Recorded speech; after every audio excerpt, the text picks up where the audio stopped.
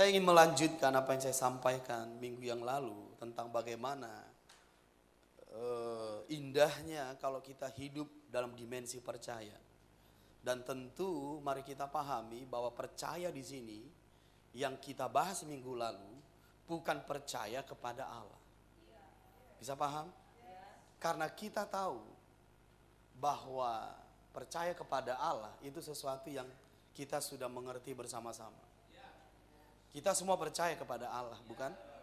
Kita percaya kepada Yesus, bukan? Nggak usah diragukan, itu sebabnya kita hadir di sini. Tapi yang kita beri penekanan minggu yang lalu adalah bagaimana kita bisa percaya kepada seseorang yang diutusnya. Karena seseorang yang diutusnya ini, saudara, dia manusia lahiriah. Kita butuh pertolongan roh. Katakan pertolongan roh. Sekali lagi, pertolongan roh. Supaya aku percaya. Bisa nggak kalian bayangkan masa itu? Ada orang-orang yang menyaksikan bagaimana Yesus menggandakan roti. Tapi itu pun mereka mundur. Bisa nggak bayangkan? Saya percayalah kita di ruangan ini mungkin mengikuti Tuhan tidak seperti mereka memakan roti yang digandakan. Mungkin tidak seperti itu spektakulernya. Mujizat yang kita alami baru kita percaya. Bisa mengikuti saya. Tapi mari renungkan bersama-sama. Sekalipun mereka mengalami itu, mereka mundur juga. Saudara bisa bayangkan itu. Makanya Yesus berkata, tidak seorang pun yang datang kepadaku kalau bukan Bapa yang memberinya. Jadi percaya kepada Yesus itu anugerah, saudara. Itu bukan kehebatan dan mau-maunya kita. Berarti kita yang percaya ada di sini, di dimensi ini adalah orang yang dianugerahi Bapa, yang dipilihnya. Bisa paham maksud saya? Jadi yang saya beri penekanan di sini adalah bagaimana kita bisa percaya pada seseorang. Karena begini saudara, perhatikan saya. Kalau kita benar-benar masuk kepada percaya yang Tuhan maksud. Setiap firman yang kita dengarkan oleh orang yang kita percaya. Itu menjadi saudara material. Bisa nggak kita bayangkan, berkali-kali saya katakan seperti ini. Bisa nggak kita bayangkan setiap kali kau mendengarkan orang yang diutus Tuhan di tingkat percaya yang seperti Yesus maksud, tidak mungkin engkau tidak mengalami mujizatmu, perkara-perkara roh, amin, saat kau mendengarnya. Bolak-balik kita mendengar seperti ini, hidupmu tidak akan pernah sama lagi. Hidupmu tidak akan pernah sama lagi. Jangan sampai itu familiar dan kita jadi tidak percaya. Memang benar hidupmu tidak akan sama lagi. Karena ada firman yang hidup dan datang kepadamu oleh percaya. Makanya saya menyebutkan begini. Kalau umat Tuhan sudah imannya runtuh oleh sebab satu dan yang lain hal, oleh pekerjaan iblis kepada pemimpinnya di gereja itu. Gereja itu nggak akan bisa dibangun menjadi gereja di atas batu karang. Dia akan menjadi organisasi. Karena percayamulah yang membawamu ke dimensi supranatural. Makanya kalau kita mendengarkan firman tanpa di situ semua pengetahuan. Dan pengetahuan tanpa roh itu mematikan. Makanya lambat laun kalau itunya terus kita terima, kita dengar, nggak heran satu saat rohani kita pun akan mati. Kita jadi percaya okultisme, kita jadi percaya roh-roh jahat di udara, kita percaya pada kemampuan dan kekuatan manusia. Kita lupa apa itu iman. Itu namanya mati rohani, saudara. Makanya bagi dia datang ke gereja hanya status. Apa kata orang hari Minggu nggak ke gereja? Formalitas. tapi tidak mengalami yang namanya pekerjaan roh. Karena pekerjaan roh hanya terjadi kalau engkau percaya. Bukan kepada Allah, tapi kepada orang yang diutusnya. Ini substansi dari percaya. Makanya dikatakan di Kisah Para Rasul, orang-orang percaya saat itu bukan hanya percaya pada Yesus, tapi pada para rasul. Mereka disebut percaya karena mereka percaya pada para rasul. Ingat itu, saudara. Dan kita pun sekarang di sini adalah orang-orang yang percaya pada seseorang yang diutus. Berbahagialah engkau. Saya akan mulai dari Yohanes 6. Yohanes 6. Mari kita lihat Yohanes 6. Yohanes 6 ayat 68. Mari ikuti Papa dalam perjalanan roh ini, saudara. Saya yakin benar-benar engkau tidak akan pernah sama. Coba lihat di ayat 68. Sudah sampai? Jawab Simon Petrus kepadanya, Tuhan, kepada siapakah kami akan pergi? Perkataanmu adalah perkataan hidup yang kekal. Saya yakin kalian masih ingat kronologi dari ayat 68 ini terjadi. Karena pada saat itu juga murid-muridnya yang memakan roti yang digandakan sebanyak 5.000 laki-laki. Tidak ikut perempuan. Itu mundur. Mundur, saudara.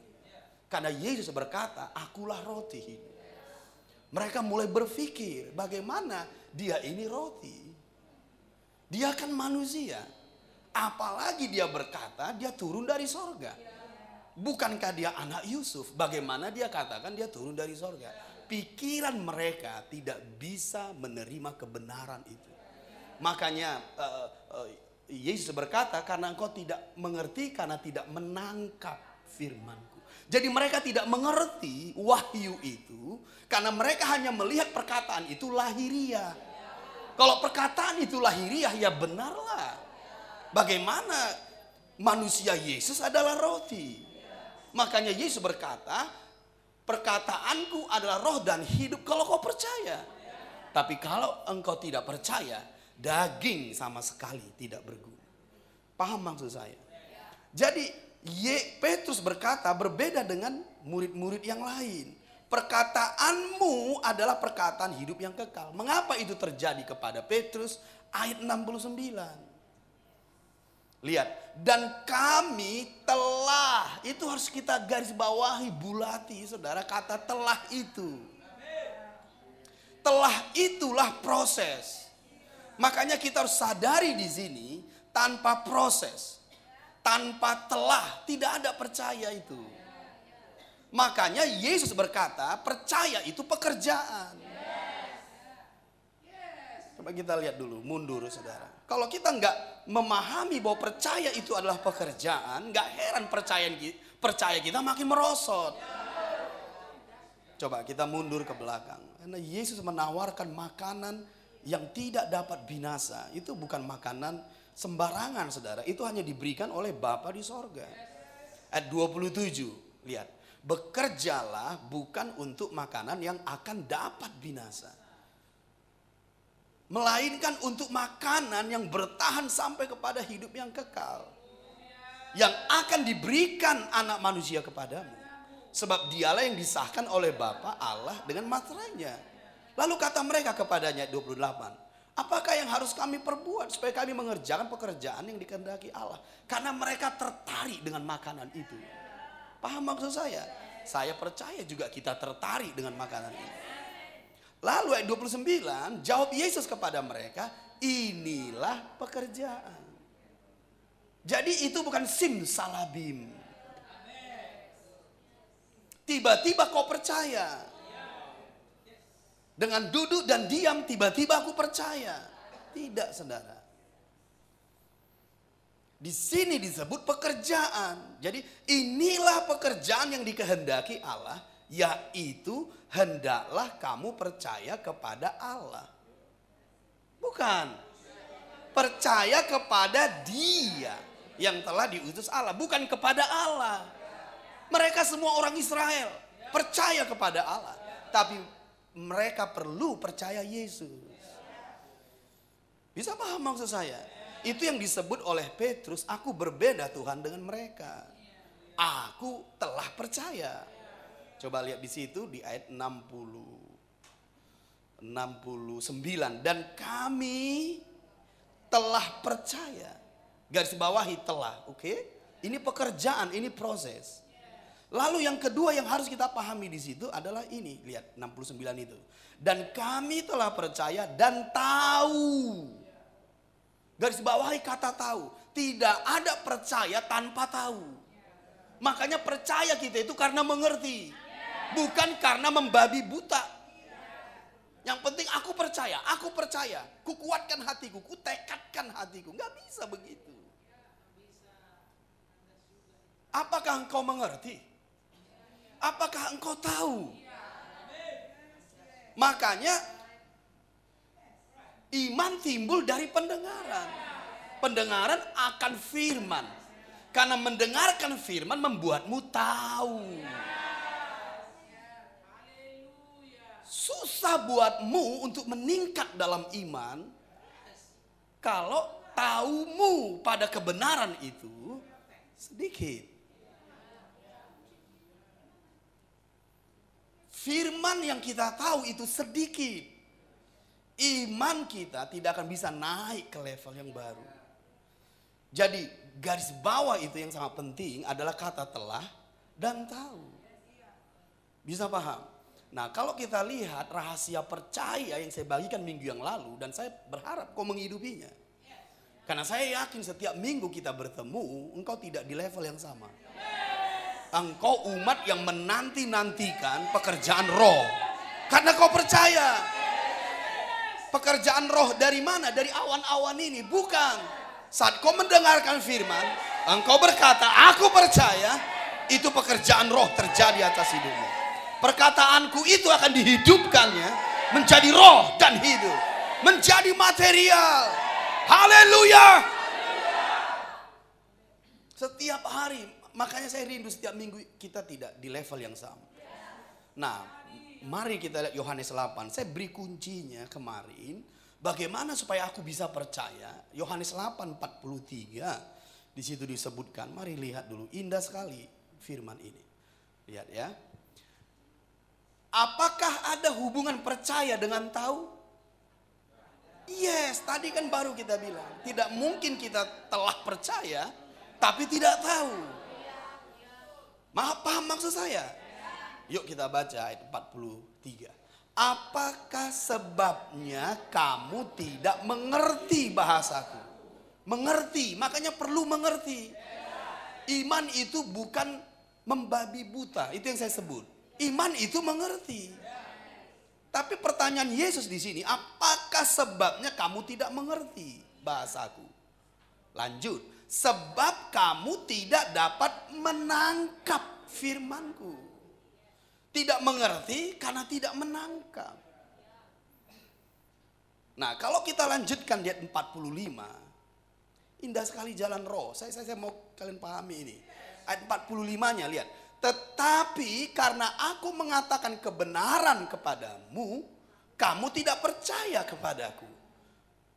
Tidak mengerti, tidak menangkap, tidak percaya. Apa yang mereka tidak mengerti tadi? Bagaimana dia menyebut aku roti hidup? Itu yang mereka tidak mengerti. Padahal itu adalah kebenaran yang Yesus sampaikan. Coba lihat di situ ayat 45. Tetapi karena aku mengatakan kebenaran kepadamu. Apa kebenaran itu? Akulah roti hidup. Mereka tidak mengerti. Makanya tidak percaya. Paham maksud saya? Nah, kalau kita mundur lagi ke 31. Indah sekali, saudara. 31. Sudah? Maka katanya kepada orang-orang Yahudi yang percaya kepadanya. Katakan percaya kepadanya. Bukan yang tidak percaya. Paham maksud saya? jikalau kamu tetap. Jadi percaya itu ada hubungannya dengan tetap. Jikalau kamu, kepada orang-orang Yahudi yang percaya, jikalau kamu tetap dalam firman-Ku, kamu benar-benar adalah murid-Ku. Jadi ada hubungan percaya dengan tetap dalam firman-Ku. Paham maksud saya? Berarti kalau kita balikkan, tidak percaya karena tidak tetap. Tidak tetap, tidak konsisten. Jadi kalau kita urut-urut, tolong dicatat di depan karena ini indah sekali. Ingat tahun 2024, kau akan meningkat, kau akan meluap, engkau akan cepat, engkau akan berbuah banyak. Seluruh firman yang Papa sampaikan akan menguatkanmu untuk sampai ke sana. Paham maksud saya? Jadi kalau kita urut-urutkan ini adalah seperti ini. Tidak percaya, karena tidak mengerti, karena tidak menangkap, karena tidak tetap. Tolong ditulis. Tidak percaya, karena tidak mengerti, karena tidak menangkap, karena tidak tetap. Jadi problem kita yang berhubungan langsung kepada titik syaraf percayamu. Karena kita tidak konsisten tetap. Tetap apa? Siapa yang masih ingat 2 minggu yang lalu? Tetap di jalanku. Tetap di jalanku itu ada 2. Tetap dalam firmanku, tetap dalam perkataanku, tetap mengikutiku. Itu 2 halnya. Haleluya. Saya ulangi. Tidak percaya karena tidak mengerti, karena tidak menangkap, karena tidak tetap. Orang yang menangkap, yang saya kasih ilustrasi minggu lalu seperti menangkap burung. Masa dia pergi-pergi kemana-mana untuk menangkap burung? Tidak. Dia akan memperhatikannya. Dia akan memfokuskannya. Dia akan tetap di situ. Makanya dia mudah menangkap. Seperti sinyal itu. Dia menangkap karena frekuensinya tetap. Mana mungkin kita bisa menangkap sinyal dengan frekuensi bermacam-macam. Dia harus tetap di frekuensi itu. Maka ketika sinyal dipancarkan dari sorga, dia tangkap. Orang yang tetap itu akan menangkap sinyal dari sorga. Amin 2 kali. Mau jadi orang hebat bagi Tuhan, bukan bagi dirinya. Itu Nimrod. Haleluya. Nimrod. Oke, baik. Nah, dengarin Papa baik-baik. Katakan begini, tetap, menangkap, mengerti, percaya. Nah, disitulah Tuhan memberikan gambaran orang yang tetap itu seperti apa? Murid. Kalau kita melihat karakteristik seorang murid di sekolah, pasti yang kita lihat rutinitasnya. Tiap pagi ke sekolah, tiap pagi ke sekolah, tiap pagi belajar. Come on deh. Makanya di situ disebutkan, lihat ya, ayat 31. Ayat 31, lihat. Maka katanya kepada orang-orang Yahudi yang percaya kepadanya, jikalau kamu tetap dalam firmanku, kamu benar-benar adalah muridku. Jadi tipe murid itu tetap. Makanya kalau kita ini bermasalah dulu jadi murid sekolah, haleluya, jangan tertuduh ya, itu dulu. Masalah di konsistensi itu.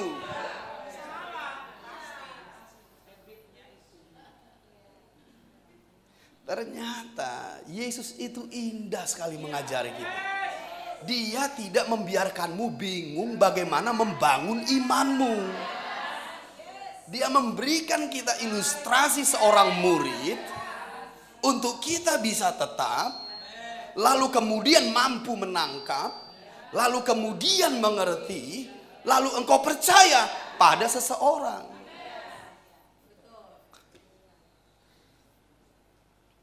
Jadi kalau kalian ingin lebih lagi melihat papamu ini, orang yang diutus Tuhan bagimu, dengar perkataannya, paham, ikuti dia, ulang apa yang dia katakan, sampai Roh memberikanmu pengertian dari apa yang kusampaikan. Muncullah percayamu lebih lagi pada papamu. Tapi kalau misal begini, tiap kali engkau mendengarkan khotbah saya, MP3 saya, itu hanya seperti suara-suara dari kanan keluar dari kiri, dari kanan keluar dari kiri. Saya yakin kau akan bergumul percaya itu. Mengapa aku harus mentaati yang dibilang Papa ini? Karena yang kudengarkan pun darinya, aku nggak mengalami pengalaman rohani. Tapi coba kalau kau duduk di situ. Setiap kali yang kusampaikan, roh di dalam rahim rohanimu ini bergoncang terus. Pasti kau percaya. Tapi kalau saya menyampaikan firman padamu di sini, lalu kemudian itu membuatmu bingung, saking bingungnya lalu susah fokus, sambil susah fokus mulai ngantuk, sudah deh, kau akan bergumul itu percaya. Tapi kalau setiap kali kau mendengarkan firman, kau mengalami pengalaman rohani di tempat dudukmu, kau mengalami kehidupan, kekuatan, mujizat, pengertian, terobosan, pasti kau percaya. Jadi supaya kita bisa masuk di situ, oke deh Papa, aku sekarang mau masuk. Mulai dari konsistensi, mulai dari situ. Indah bukan urutannya? Yesus memberikan ilustrasi, jadilah murid-muridku. Jangankan jadi anak rohani, jadi murid aja belum lulus. Enak kali menyebut aku anak rohani loh. Terusan.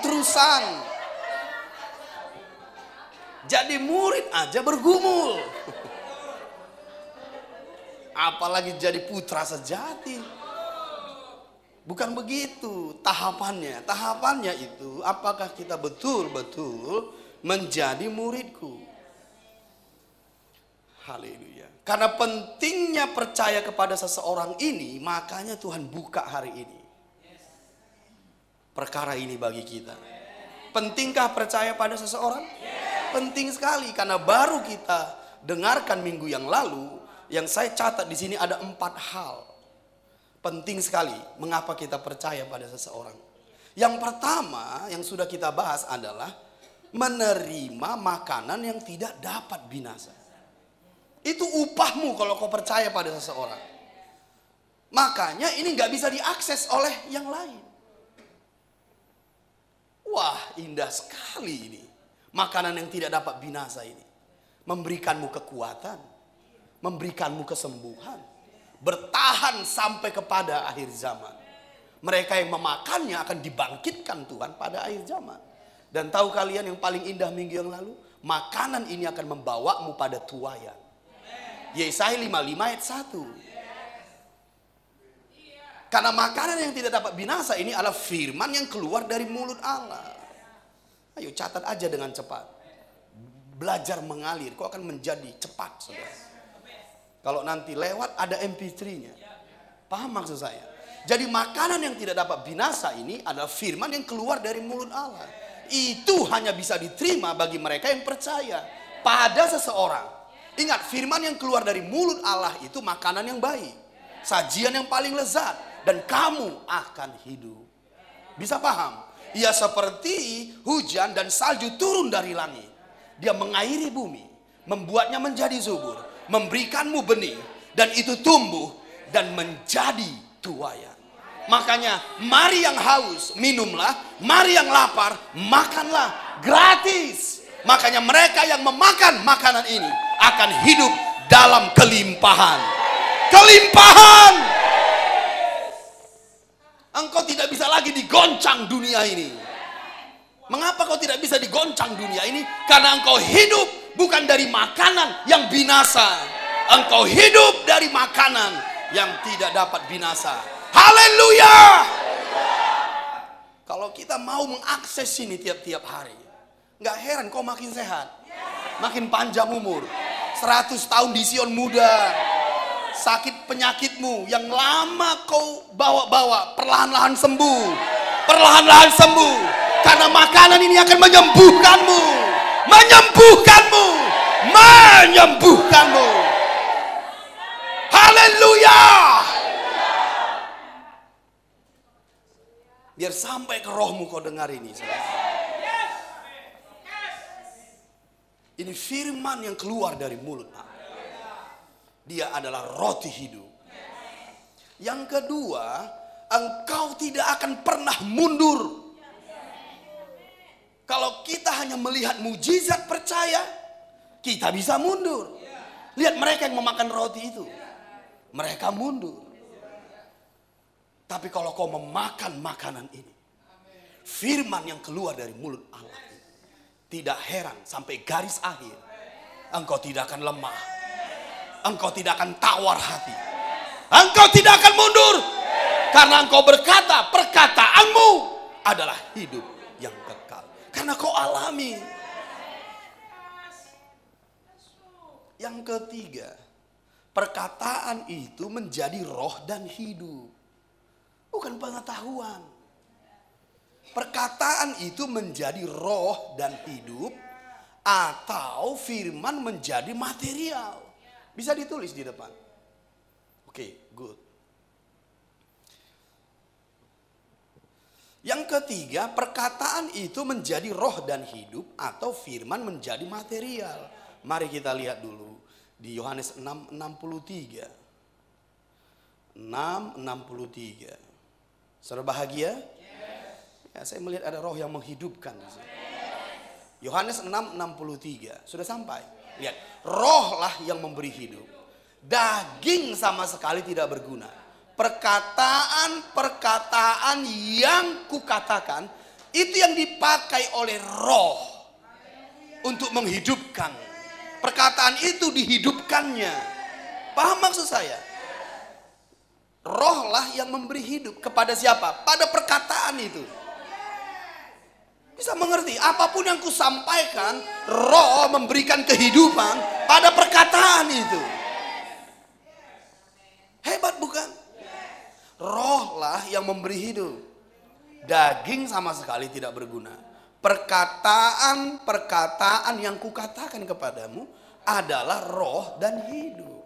Ayat 64. Tetapi di antaramu ada yang tidak percaya. Itu yang membuat perkataan itu menjadi daging tidak berguna. Tapi kalau kau percaya, dia akan menjadi roh dan hidup. Mau contohnya? Yuk kita lihat dulu Yohanes 1. Ini contohnya. Bagaimana perkataan itu adalah material atau roh dan hidup. Coba kita lihat Yohanes 1. Saya kasih contohnya ya. Supaya kita bisa mengerti maksudnya ini. Ayat 14. Yohanes 1 ayat 14. Ini contohnya. Siap? Mau dibawa papa naik? Oke, lihat, arahkan pada ayat 14 pengertianmu. Lihat ya. Yohanes 1:14. Firman itu telah menjadi manusia. Stop. Firman itu telah menjadi manusia.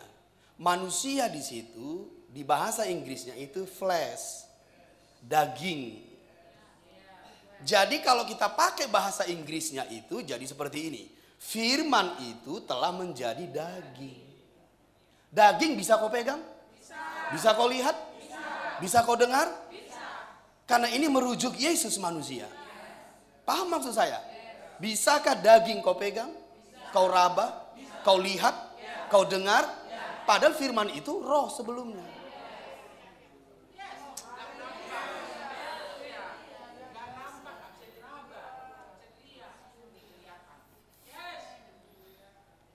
Yohanes 1 ayat 1. Yohanes 1 ayat 1.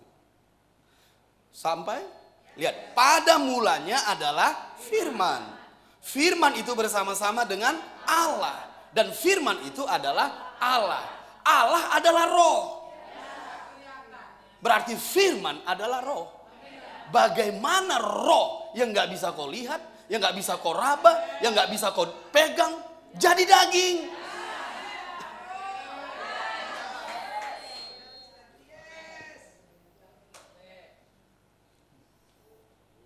Bayangkan setiap kali kau dengar, kau ada di dimensi ini. Makanya kita akan jadi supranatural. Mungkinkah Indonesia yang baru, Medan yang baru, engkau harus hidup di sini. Omong kosong Indonesia yang baru. Kalau kita lahiriah. Makanya kalau lahiriahnya kita di sini, kau akan mulai mencemooh papa gitu. Bagaimana mungkin? Kalian aja masih 100 orang. Indonesia 250 juta orang. Ribuan pulau, ribuan bahasa. Maka saya akan berkata kepadanya, tidak ada yang mustahil bagi orang yang percaya. Sama-sama ikuti, tidak ada yang mustahil bagi orang yang percaya. Karena orang yang percaya dapat membuat roh menjadi daging. Yang tidak mungkin menjadi mungkin. Amin 2 kali. Engkau pembuat mujizat. Yang tidak mungkin menjadi mungkin. Engkau orangnya. Berdoa dalam roh 1 menit. Oh rabakada bahande bakabada bahai. Robo rebe kebeda bando rabakada bahai. Breha ho rasaka bahai. Breha ho. Ayo naik. Semua naik. Sobo kada bakada bahande. Breke beda bande rebeda bakada bahai. Ini saatnya anak-anak Allah di muka bumi dinyatakan. Oh,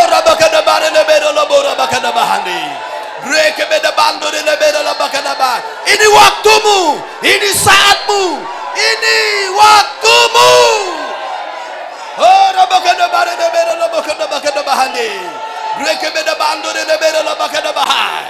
Oh, ho, in Jesus name.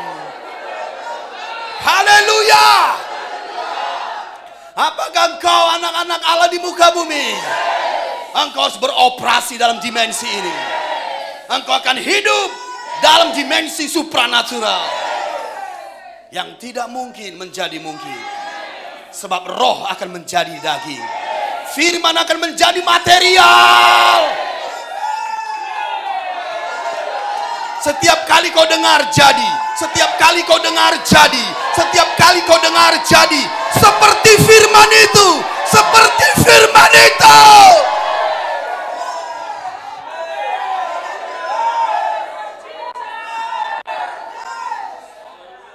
Dia akan jadi seperti firman itu. Asal kau percaya. Haleluya. Ini dimensi yang akan kita masuki. Tahun 2024. Teguhkan hatimu. Percaya di level ini. Indonesia yang baru akan datang. Wisma Indonesia akan datang. Hal-hal yang baru dalam hidupmu akan datang.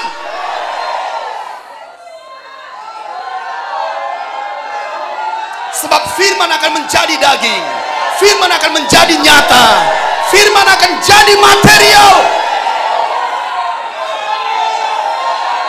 Itulah porsimu. Itulah bagianmu. Sebagai anak-anak Allah. Di muka bumi ini. Di Indonesia. Di keluargamu. Di kotamu. Di domainmu. Ini waktu membuat perbedaan. Membuat perbedaan.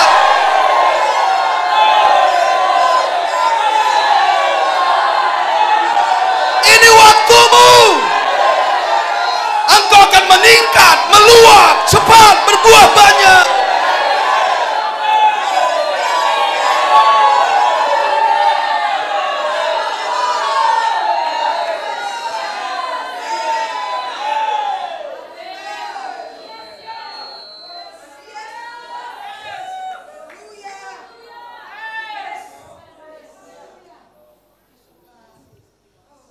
Tidak ada yang mustahil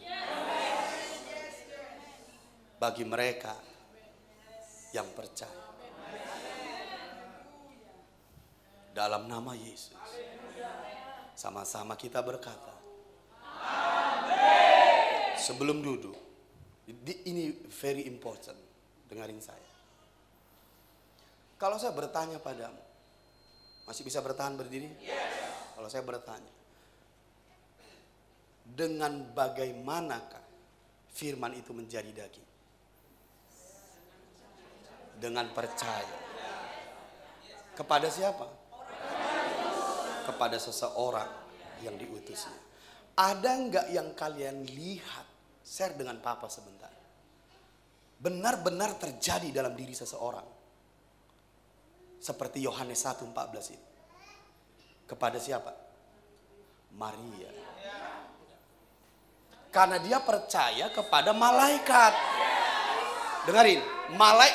Malaikat itu bahasa lainnya angelos. Angelos itu yang diutus Allah. Jadi yang diutus Allah itu tidak hanya malaikat, tapi juga manusia yang diutus Allah. Kalau kau percaya, firman itu akan jadi daging. Malaikat itu angelos. Angelos itu yang diutus. Silakan duduk. Lukas 1, mari kita lihat. Kau siap masuk ke level baru, saya lihat. Indah sekali Tuhan kita. Lukas 1, mari kita lihat. Lukas 1. Angelos, saudara. Cerita ini dapat kita lihat dalam hidupnya Maria.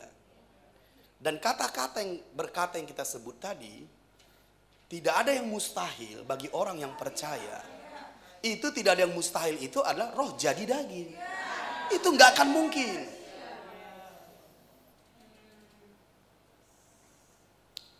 Daging ayam jadi pergedel bisa. Apa itu makanan si Stephen, Mam? Iya, daging jadi nugget bisa. Ubi kayu jadi tape bisa. Teknologi bisa menjadikan itu. Tapi cari teknologi di muka bumi ini yang bisa membuat roh jadi daging. Cloning bisa dibuat orang. Karena itu tetap daging menjadi daging. Yohanes yang berkata, roh melahirkan roh, daging melahirkan daging. Tidak pernah roh menjadi daging. Tapi ada teknologi yang bisa membuatnya. Katakan, ada teknologi untuk membuat roh menjadi daging. Yang tidak mungkin menjadi mungkin. Sorga turun ke bumi. Yaitu percaya.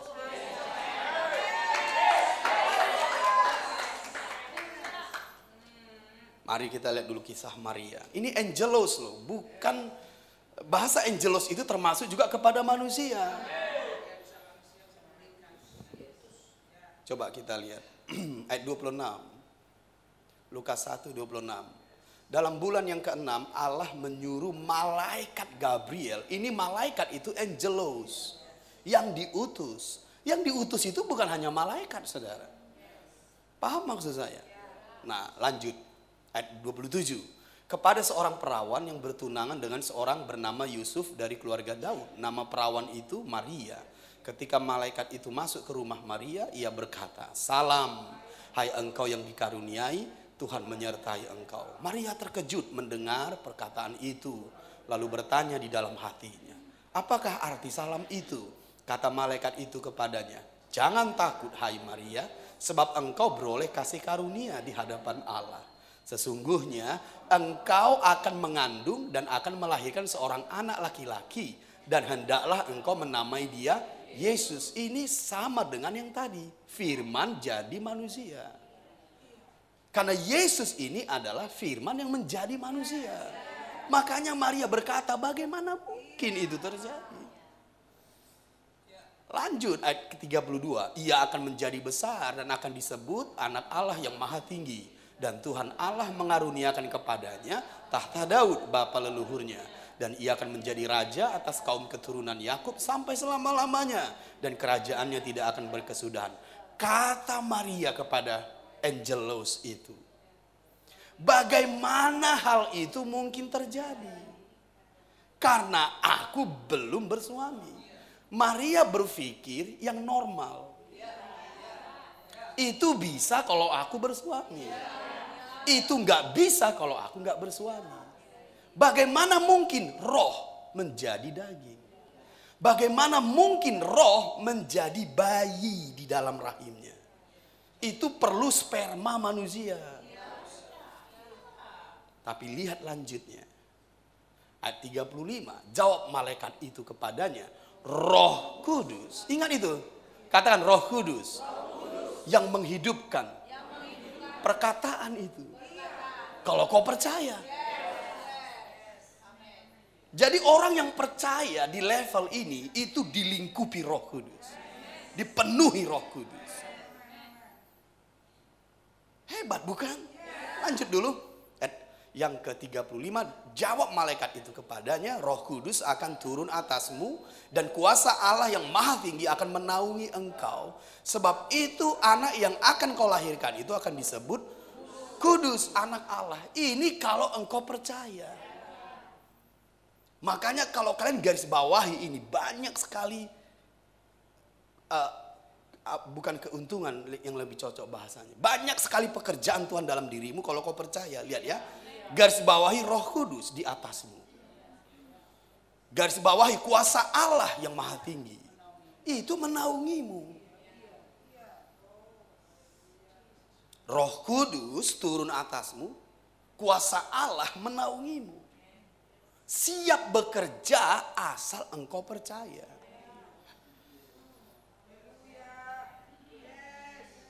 Ayat 36. Dan sesungguhnya Elisabet sanakmu itu, ia pun sedang mengandung seorang anak laki-laki pada hari tuanya. Dan inilah bulan yang ke-6 bagi dia yang disebut mandul itu. Makanya beda usia Yohanes dan Yesus 6 bulan. Jangan sampai nggak tahu menjawabnya. Perbedaan usia Yohanes dengan Yesus 6 bulan. Bisa paham maksud saya? Nah, ayat 37. Sebab bagi Allah tidak ada yang mustahil. Rindu gak kalian mengalami ini? Rindu gak kalian mengalami ini?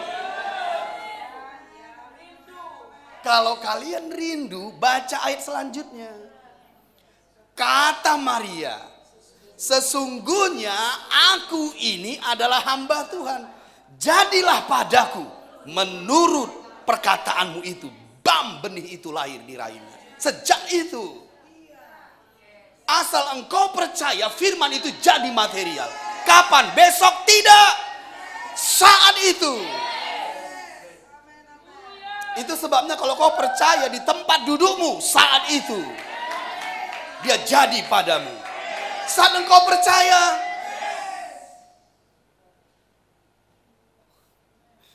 Apakah suara saya terlalu menghentak-hentak?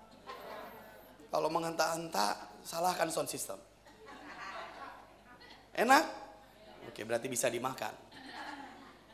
Baiklah. Ayat 38, mari kita lihat lagi. Kata Maria, sesungguhnya aku ini adalah hamba Tuhan. Jadilah padaku. Jadi seperti yang kau katakan, aku percaya.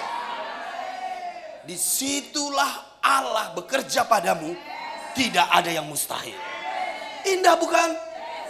Dan Elisabet meneguhkan dengan bahasa yang lain seperti ini, saudara. Lihat ya.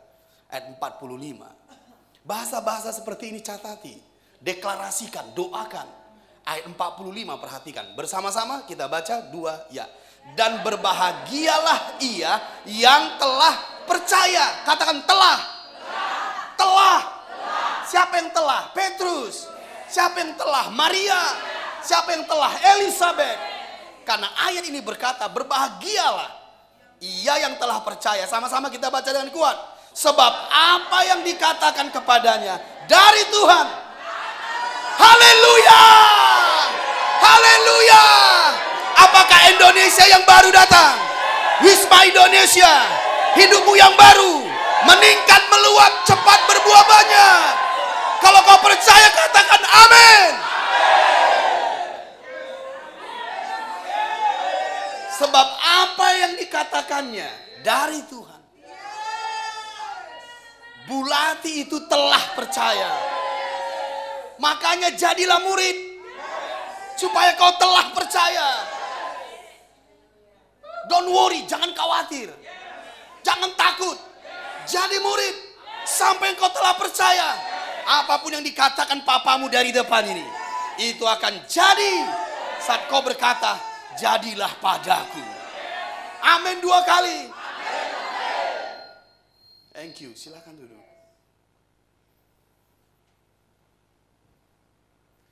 Ayo umat Tuhan, hidup di sini. Apapun yang dikatakan kepadamu akan terlaksana. Jadi yang pertama, mengapa penting kita menerima makanan yang tidak dapat binasa? Yang kedua, apa yang penting?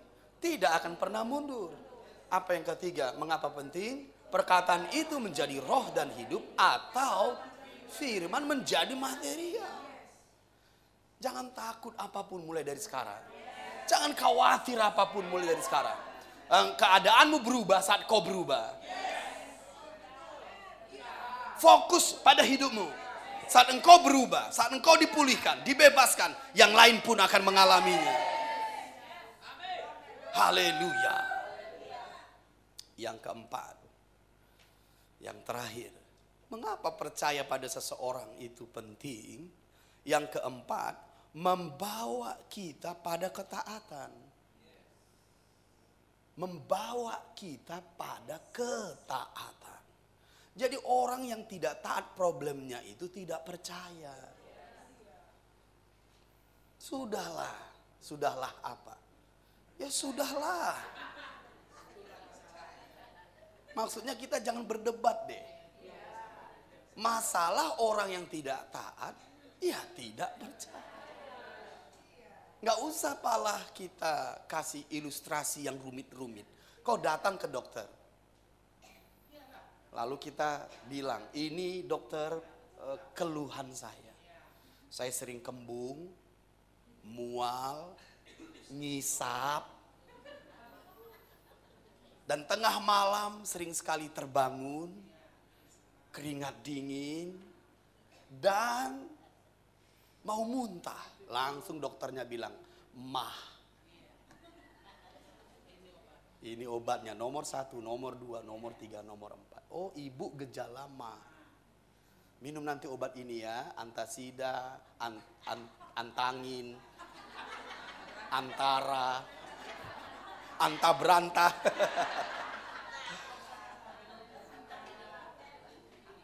Lalu kita mulai ragukan. Mengapa kau ragukan? Karena kau dengar orang lain bilang begini. Ini bukan mah.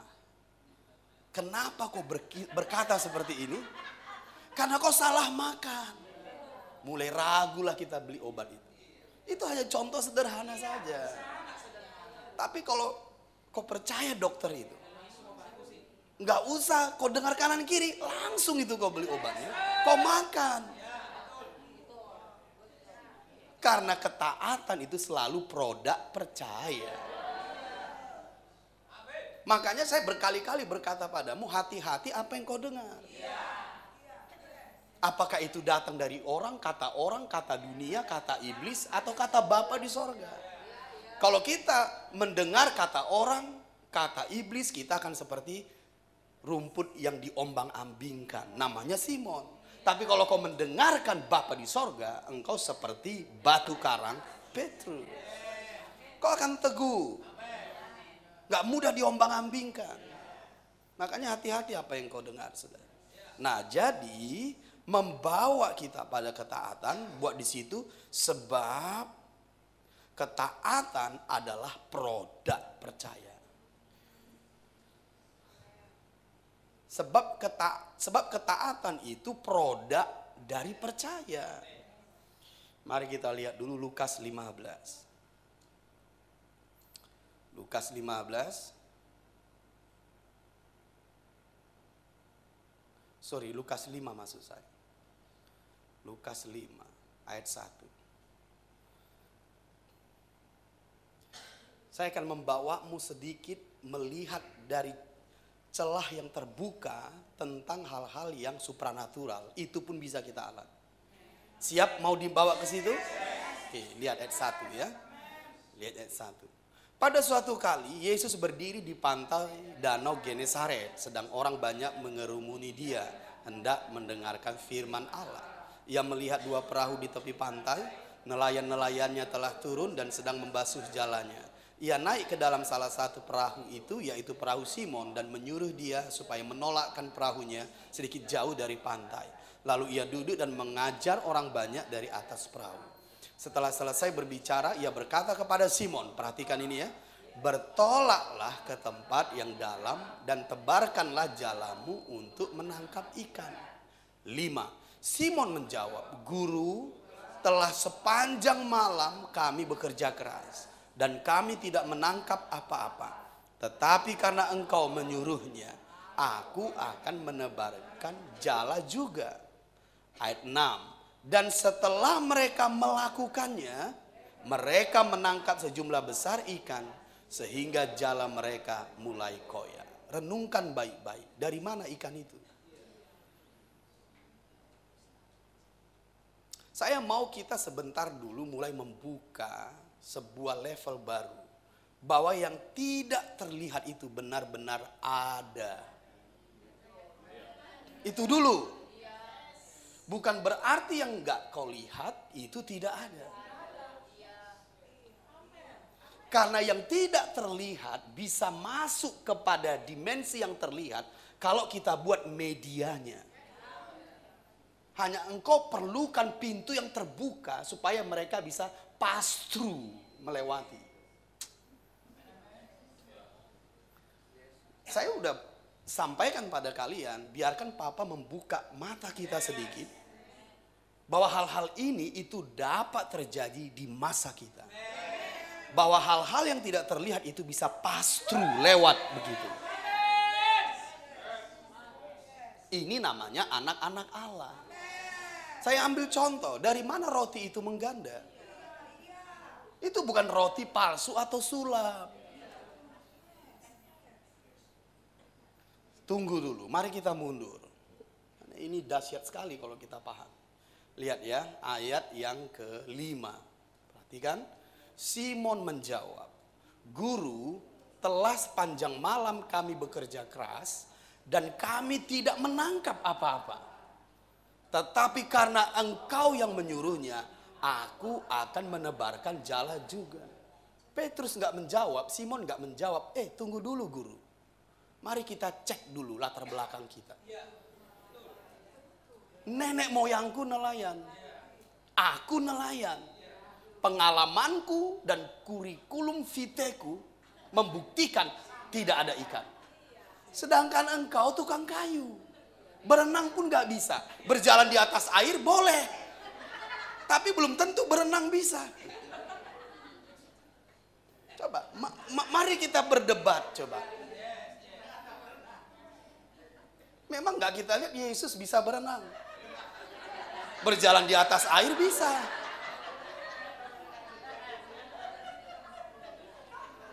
Tapi Simon itu dari generasi ke generasi itu nelayan. Dan ingat loh, bukan 1-2 jam dia membuktikan di situ nggak ada ikan sepanjang malam. Saya mau kita ke peristiwa itu dulu. Dapatkah kau percaya seperti Petrus?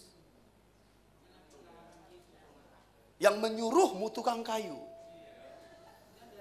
Dan sebelumnya belum terbukti. Dia pernah lakukan itu. Jawab saya. Lihat pernyataan Petrus. Ini yang indah. Lihat ya. Di ayat yang ke-5. Simon menjawab, Guru, telah sepanjang malam kami bekerja keras. Dan kami tidak menangkap apa-apa. Tetapi karena engkau. Katakan di garis bawah di situ. Karena engkau. Berarti ada alasan. Jangan taat nggak ada alasan. Paham maksud saya? Mengapa aku taat? Sudah kubuktikan kok nggak ada. Tapi karena engkau. Ini yang disebutkan mereka mengenalnya, mereka mempercayainya. Tapi karena engkau itu sudah merujuk pada pribadinya. Aku mengenalmu, aku percaya padamu. Ingat Yohanes tadi pasal yang ke-6, kami telah percaya. Perkataanmu itu adalah hidup yang kekal.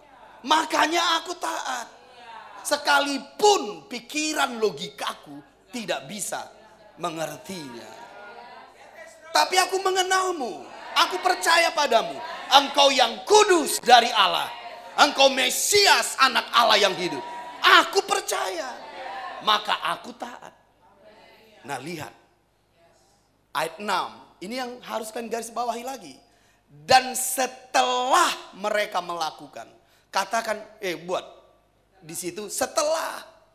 Jadi ketaatan itu juga proses. Kita nggak bisa melakukan 5%. Berjalan 1 kilometer lalu mundur. Engkau harus selesaikan tuntas. Sempurna dulu kau lakukan. Karena sempurna dululah engkau percaya. Sempurnalah engkau lakukan. Itu artinya setelah. Makanya kalau kita cek, jangan-jangan doa kita ini tidak dijawab. Karena kita belum setelah semuanya dilakukan.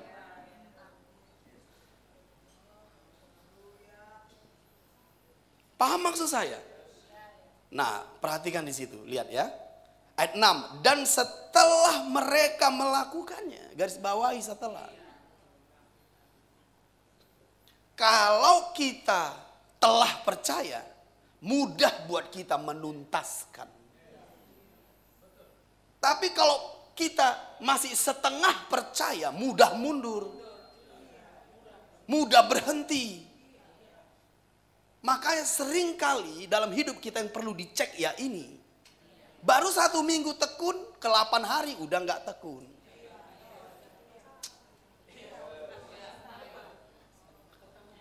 Makanya yang menghambat diri kita ya kita. Bukan Tuhan. Apa kata Tuhan kepada Petrus? Engkau batu sandungan padaku. Siapa di situ engkau? Jawab saya. Iblis juga engkau. Itu kata Tuhan. Iblis juga engkau. Mengapa? Karena pikiranmu pikiran manusia. Jadi bukan hanya iblis menjadi batu sandungan bagi Yesus. Iblis gak bisa menahan Yesus, saudara. Yesus berkata, penguasa dunia ini datang dan dia tidak punya kuasa sedikit pun atasku. Jadi yang jelas di situ, yang dimaksud Yesus tentang batu sandungan adalah pikiranmu. Bagaimana iblis bisa menahan Yesus? Berani iblis ya? Gak mungkin. Mana mungkin iblis berani pada Yesus, pencipta alam semesta? Gak mungkin. Begitu iblis memberontak, dia dilempar ke bawah. Gak ada yang bisa menahan Yesus. Iblis kah? Lihat di padang gurun. Enyahlah engkau iblis. Katanya di Matius 4. Jadi kalau batu sandungan bagi Yesus ya pikiranmu. Karena pikiranmu itu akan membuatmu sering tidak tuntas taatnya. Jadi untuk kita bisa masuk kepada perkara yang seperti tadi. Apa itu yang saya sebutkan? Yang tidak terlihat itu. Bisa masuk ke alam yang terlihat. Tuntaslah taat. Mujizatnya di situ. Ingat di Gunung Moria. Dari mana domba itu? Mereka sudah lewati sebelumnya. Minggu depan saya bagikan. Bahwa Jehovah Jireh atau tempat Allah menyediakan. Itu adalah ketaatan. Bukan tempat lahiriah. Minggu depan datang ya. Nah indah sekali. Tempat Allah menyediakan itu. Kalau engkau sudah tuntas. Selesai. Bukan lagi bukan setengah. Bisa mengerti maksud saya? Katakan telah percaya, telah melakukan. Itu rahasia. Kalau kita mau melihat hal-hal yang tidak terlihat, terlihat, belajarlah untuk taat dengan tuntas. Lihat di ayat yang ke-7. Ayat yang ke-6. Dan setelah mereka melakukannya, mereka menangkap sejumlah besar ikan sehingga jala mereka mulai koyak. Pertanyaan, dari mana ikan itu? Dari yang tidak terlihat. Jangan berdebat dengan saya. Saya berani berkata itu dari yang tidak terlihat. Karena di yang tidak terlihat pun ada material itu. Ada material itu. Haleluya. Makanya tahu kalian, kalau ada saudaramu, ada temanmu yang ginjalnya rusak, berdoa dengan mujizat seperti ini. Ginjal yang tidak terlihat yang baru bisa ada di dalam tubuhnya. Karena ada hal-hal itu di tempat yang tak terlihat, yang disebut tempat Allah menyediakan. Ginjal yang baru, lever yang baru, jantung yang baru, paru-paru yang baru. Harebekedabahane. Ikan, tepung. Ingat di janda di Sarfat, dari mana tepung itu? Yuk kita 1 Raja-Raja 17. Kita bisa mengerti, kita anak-anak Allah di muka bumi, bukan? Kau harus hidup di sini, saudara. Kuncinya sederhana, kalau kau percaya pada seseorang. Haleluya. 1 Raja-Raja 17. Mari kita lihat. 1 Raja-Raja 17. Dari mana tepung itu? Dari mana minyak? Yang gak habis-habis itu. Jangan bilang itu sulap.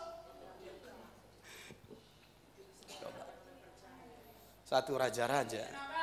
Karena roh pun menjadi firman. Roh menjadi daging.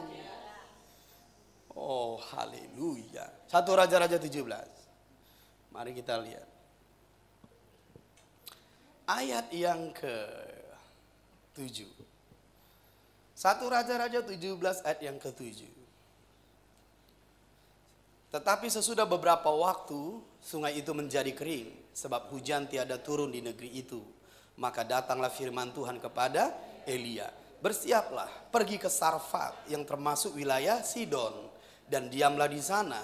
Ketahuilah, aku telah memerintahkan seorang janda untuk memberi engkau makan. Sesudah itu ia bersiap, lalu pergi ke Sarfat. Setelah ia sampai ke pintu gerbang kota itu, tampaklah di sana seorang janda sedang mengumpulkan kayu api. Ia berseru kepada perempuan itu, katanya, cobalah ambil bagiku sedikit air dalam kendi supaya aku minum. Ini susah? Susahkah ini? Jangan bilang gak susah loh, saudara. Ini sedang musim kemarau. Sungai di Kerit aja kering. Jangan bilang ini gak susah di masa itu. Air ludah aja udah mahal. Air ludah aja udah mahal, saudara.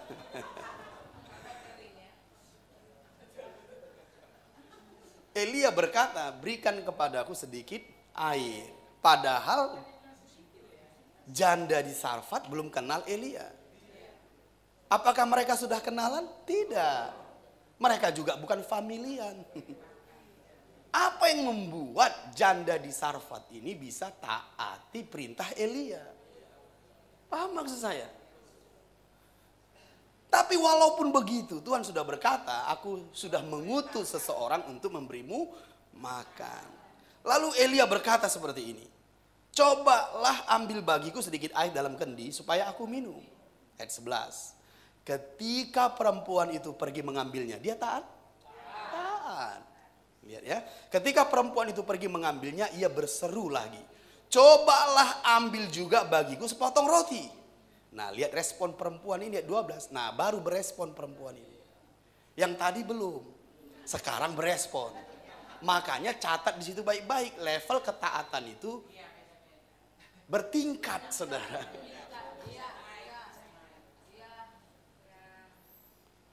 Bergantung percayamu. Dari mana saya tahu? Nanti kita lihat. Yuk, bersama-sama kita baca dulu.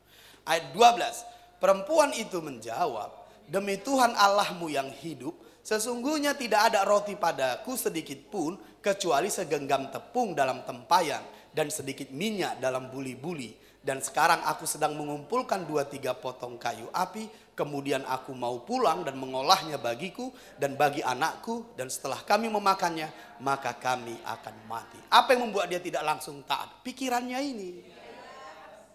Apa yang menjadi batu sandungan Tuhan bagi kita? Ya pikiran. Ini sudah dipikirkannya di sininya. Itu menjadi tembok, menjadi batu sandungan. Karena dia sudah memikirkan itu hanya cukup bagi aku dan anakku. Ngerti maksudnya? Ketaatanmu itu selalu bergantung dengan pikiranmu.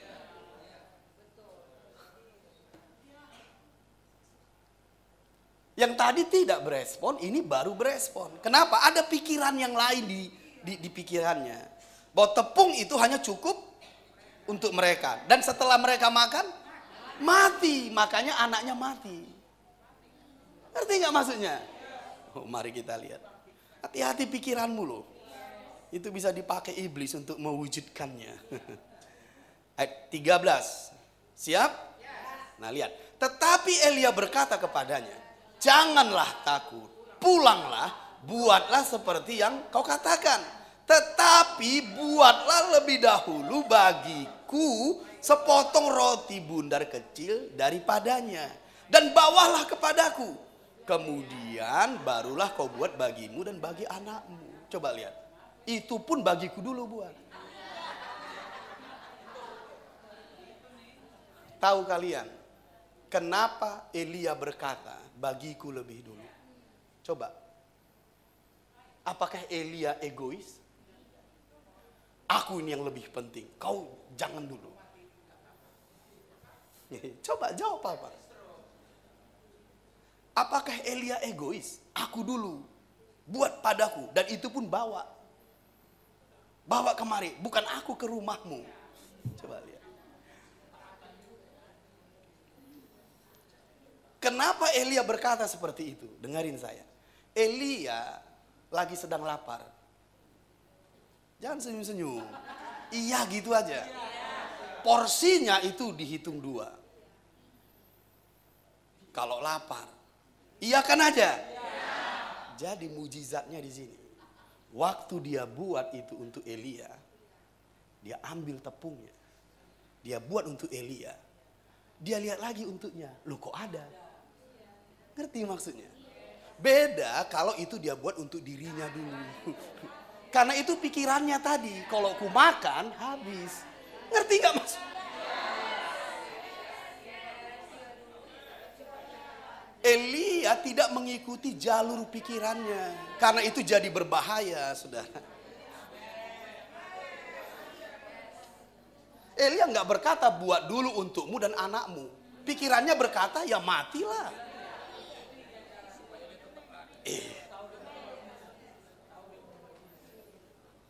Iman tidak mengikuti yang kau pikirkan. Hati-hati loh, saudara.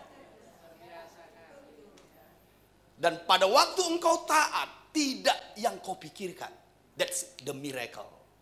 Itulah mujizat. Karena engkau yang menyuruhnya. Aku udah semalam-malaman menjalannya. Itulah pikiranmu. Gak ada ikan. Tebarkan. Buat bagiku dulu. Ini tes engkau percaya. Karena sebelum engkau taat, gak ada mujizat. Papa udah bilang padamu, mau nggak kita melihat pintu untuk melihat yang gak terlihat itu bisa masuk kepada yang terlihat.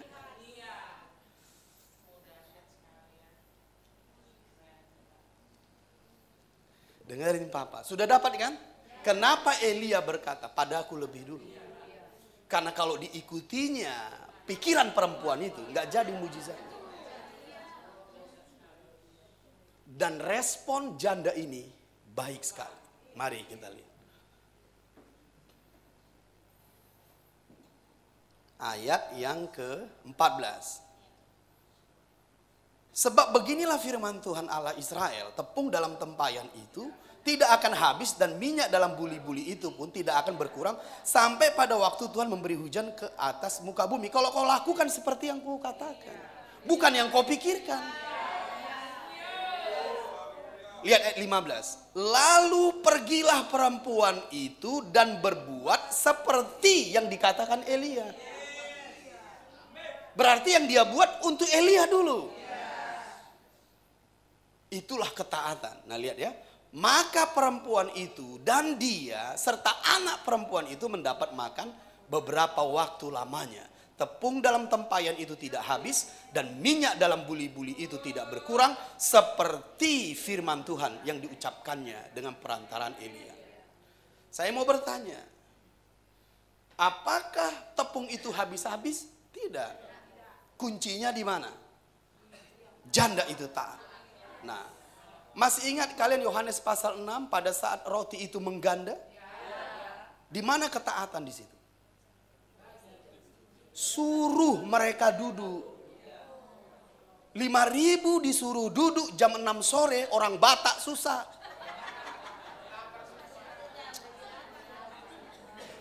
Apalagi kalau udah di tempat pesta orang Batak disuruh jam 6 menunggu antrian. Wah, bisa ribut. Itu menjelang malam. Disuruh duduk di rumput berkelompok-kelompok. Itu tidak mudah. Ngapain disuruh duduk, perut sudah lapar. Tapi waktu mereka taat dan murid-muridnya taat, ini seperti air jadi anggur. Pelayan itu tahu itu air dari pembasuhan jadi anggur waktu mereka membawanya.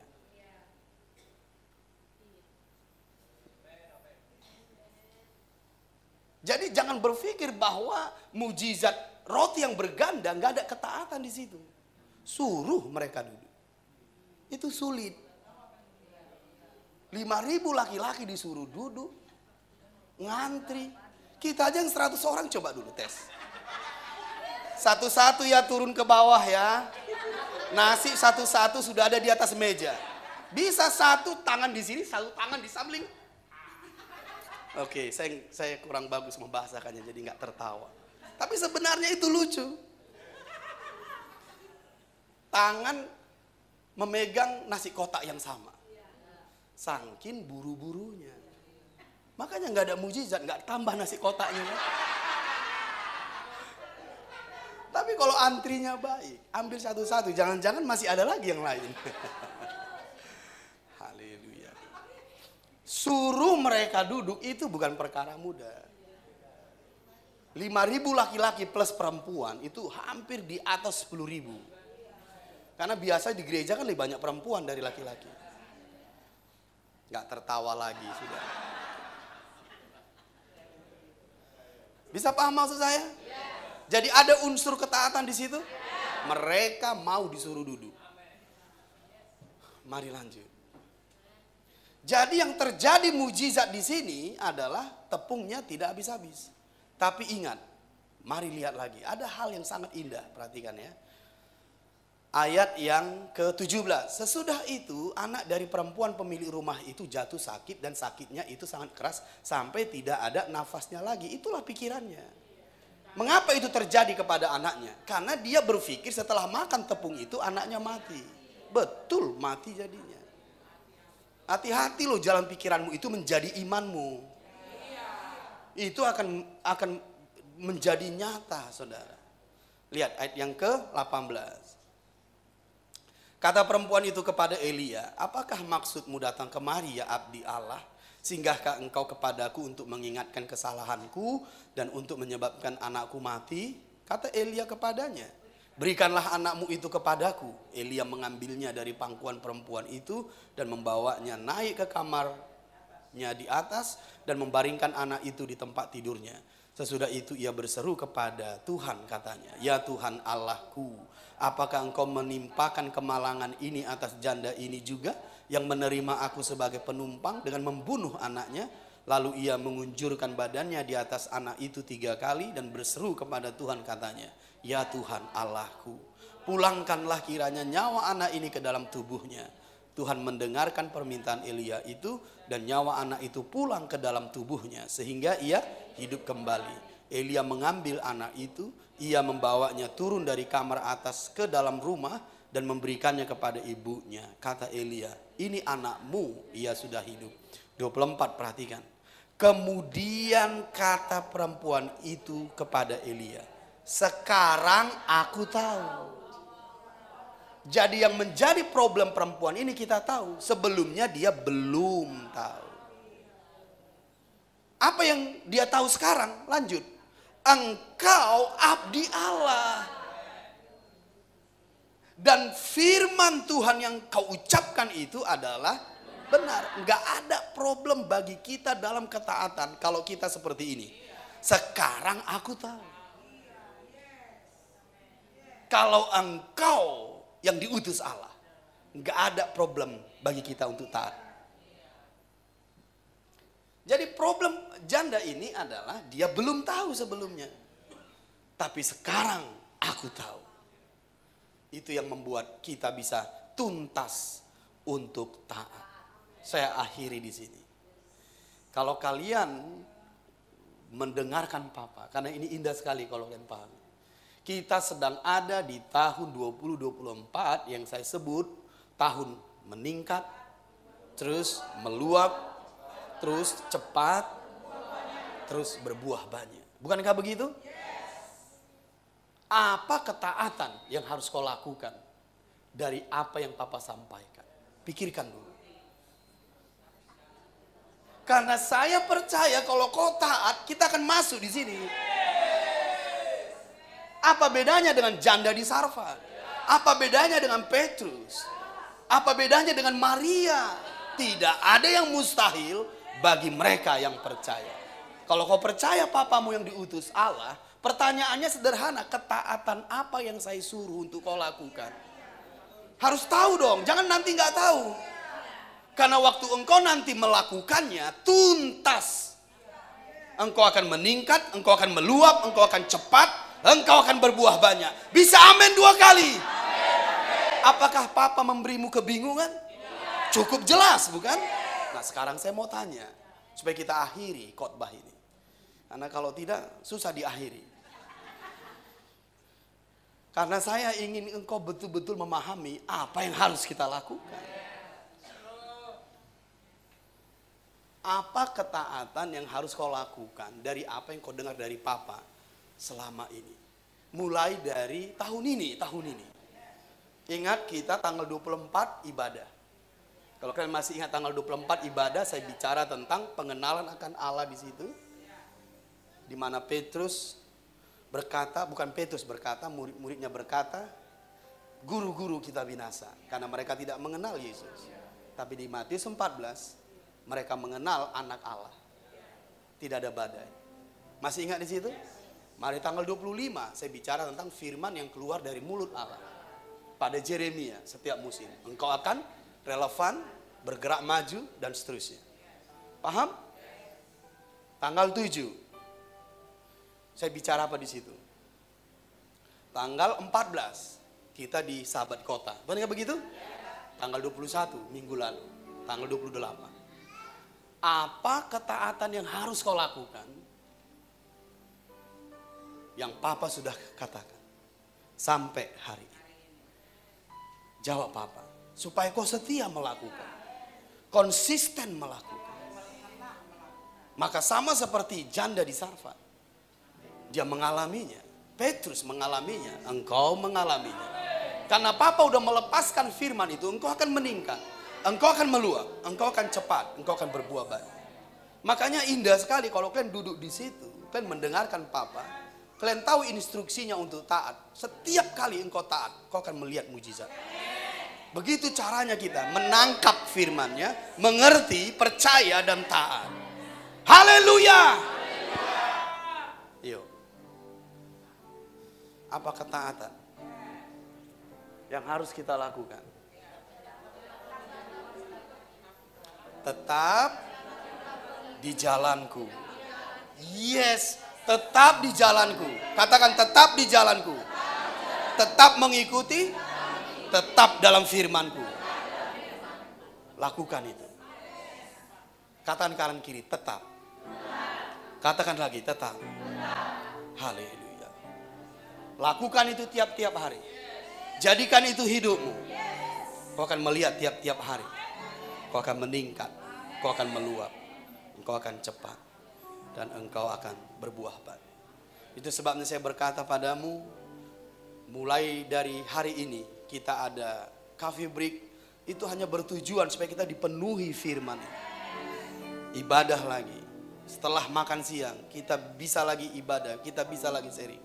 Ada lagi MP3-nya, ada lagi live YouTube-nya, supaya kau bisa tetap di situ, tetap di situ. Saya melihat banyak perkara yang besar akan kita alami. Perkara-perkara yang besar. Mari bangkit berdiri. Katakan kepada kanan kirimu, sampaikan begini. Kau mau meningkat, kau mau meluap, kau mau cepat, kau mau berbuah banyak, apa yang harus kau lakukan? Coba katakan kepada. Ayo, katakan dengan iman. Tidak ada yang mustahil bagi orang yang percaya. Tidak ada yang mustahil. Jika engkau tetap, oh jika engkau tetap dalam firman-Ku, tetap mengikutiku, jadilah murid-muridku. Haleluya. Amin, amin. Katakan, Bapa Sorgawi, aku percaya Roh lah yang memberi hidup. Daging sama sekali tidak berguna. Perkataan-perkataan hamba-Mu adalah roh dan hidup. Aku telah percaya demi nama Yesus. Mari angkat tanganmu dan berdoa dalam roh 1 menit.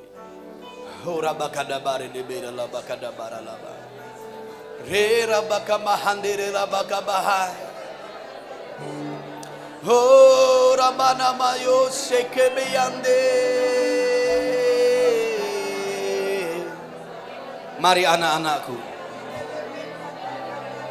Mari anak-anakku kita berdoa sebentar.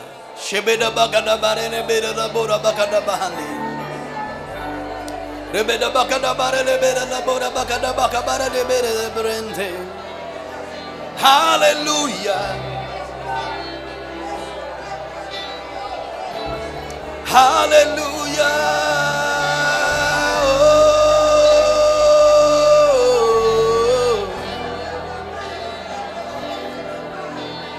Oh, haleluya. Mari berdoa dalam roh. Sembah Dia dalam roh. Naik ke level yang baru. Naik ke level yang baru.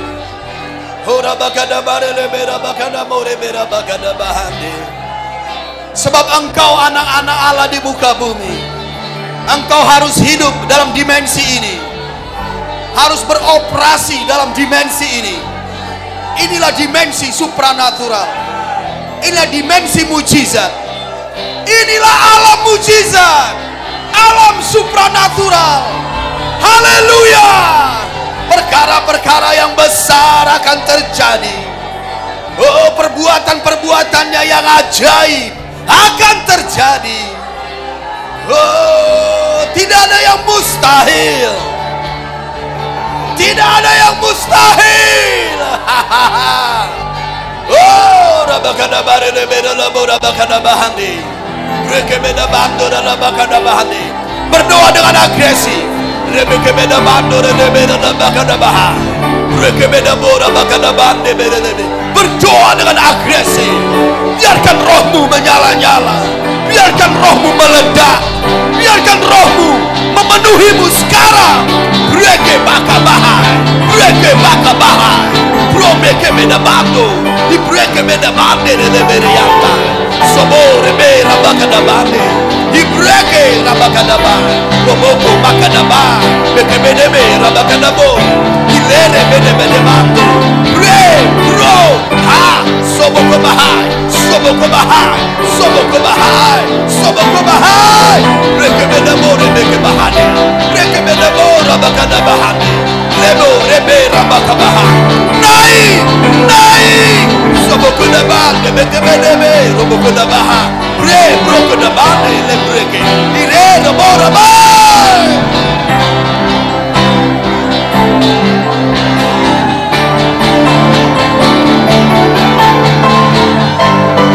Ini milikmu, ini milikmu, ini levelmu.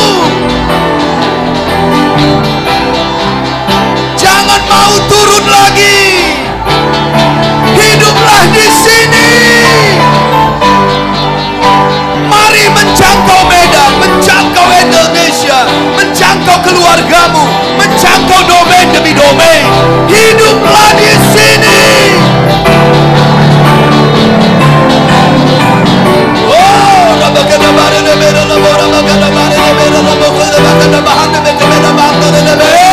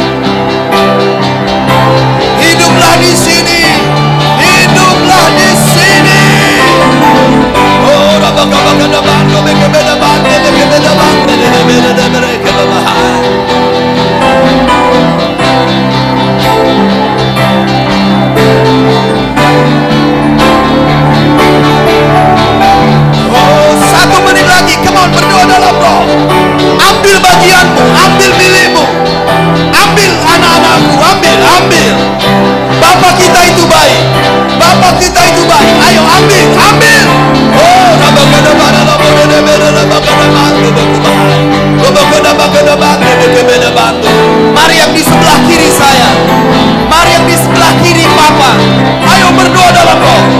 Dia turun atasmu sekarang, dia turun atasmu. Oh, ambil level ini, ambil anak-anakku, ambil.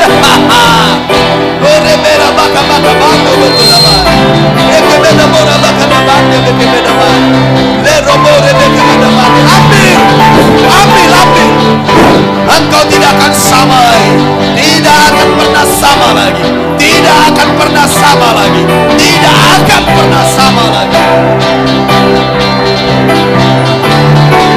Lebora baka-baka bekebeda, lebeda bora baka-baka, bekebeda-baka bekebeda.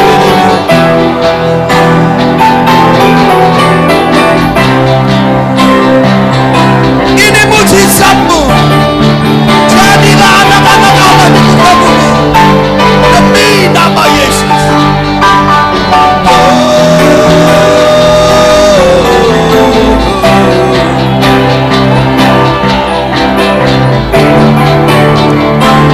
Amin Tuhan.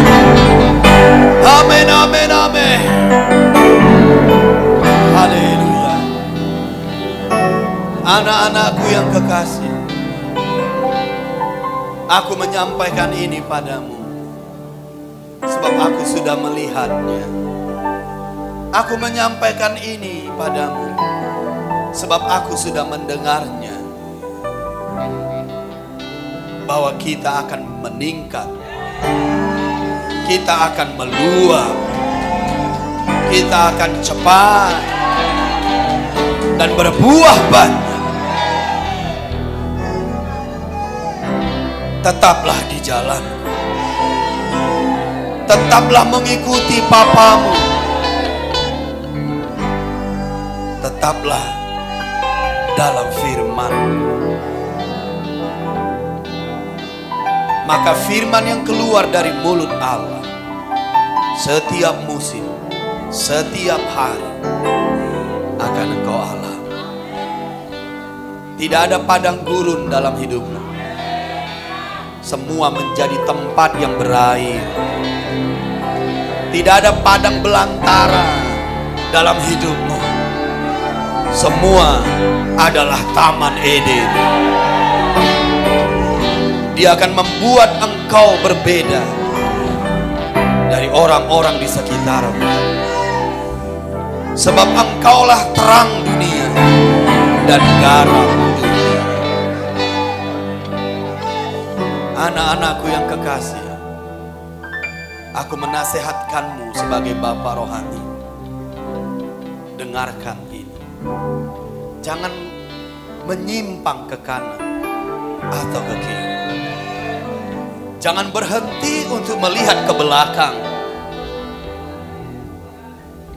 Tapi dengarkanlah aku dan berjalanlah ke depan. Engkau akan melihat. Tetap mengikuti. Tetap dalam firman. Jangan menyimpang ke kanan. Jangan menyimpang ke kiri. Ingat, kita berjalan menuju Indonesia yang baru. Tentu medan yang baru. Tentu keluargamu yang baru. Tentu hidupmu yang baru. Percayalah anak-anakku, kita menuju ke sana. Tetaplah teguh, kuatkan hatimu. Tetap percaya, tetap percaya, tetap lakukan. Hal-hal yang baru akan kau alami. Keluargamu yang baru, anak-anakmu. Oh, demi nama Yesus. Oh, demi nama Yesus. Oh, demi nama Yesus. Suamimu, istrimu, anak-anakmu akan menjadi baru. Dengarkan suara papamu. Mereka akan datang kepadamu. Asal engkau percaya. Oh, reseke bahande baka bahaya. Orang-orang lain juga akan menerima berkat lewat hidup. Kita hidup di tahun yang baik, di tahun-tahun yang penuh kelimpahan.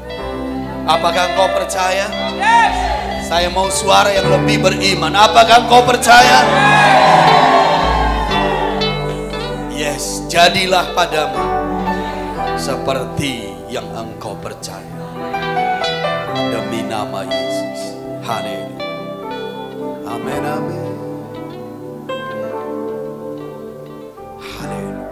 Segala puji. Angkat tanganmu bagi dia. Sebab dia Bapa yang baik.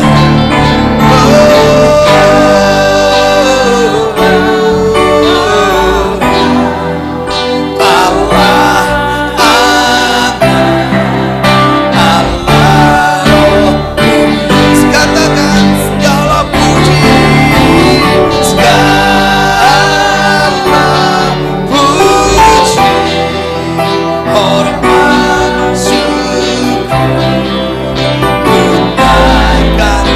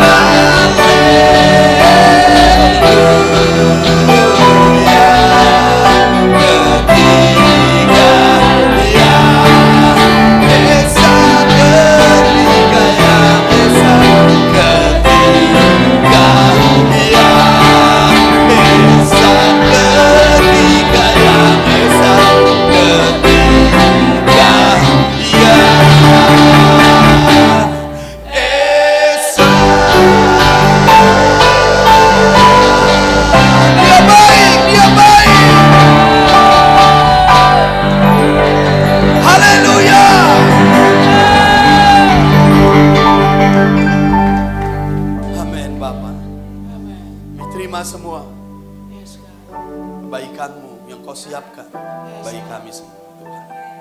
Sembah Engkau ya Allah. Kami sembah Engkau, Tuhan. Terpujilah nama-Mu, terpujilah nama-Mu. Dalam nama Yesus kami berdoa, kami bersyukur. Kita yang diberkatinya sama-sama berkata, Amin.